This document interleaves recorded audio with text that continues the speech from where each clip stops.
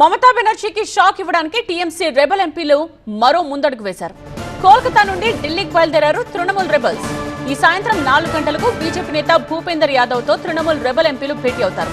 భూపేందర్ తో భేటీ తరువాత భవిష్యత్ కార్యాచరణపై రెబల్స్ మంతనాలు చేస్తారు. ఇందుకోసం ప్రత్యేకంగా ఈ రాత్రి 7 గంటలకు సమావేశం అవుతారు.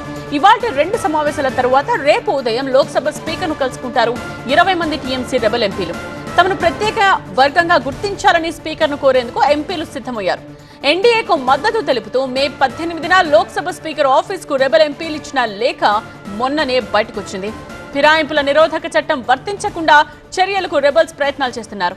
మరోవైపు ఇప్పటికే అమిత్ షాతో టీఎంసీ ఎంపీ సుదీప్ బందోపాధ్యాయ భేటీ కావడం ప్రాధాన్యం సంతరించుకుంది. గతంలో టీఎంసీ పార్లమెంటరీ పార్టీ నేతగా పనిచేశారు బందోపాధ్యాయ. అయితే బందోపాధ్యాయ స్థానంలో తన మేనల్లుడు అభిషేక్ బెనర్జీకి ఆ బాధ్యతలు ఇచ్చారు మమతా బెనర్జీ. టీఎంసీ రెబల్స్ కు సుదీప్ బందోపాధ్యాయ నాయకత్వం వహించవచ్చని ప్రచారం జరుగుతోంది.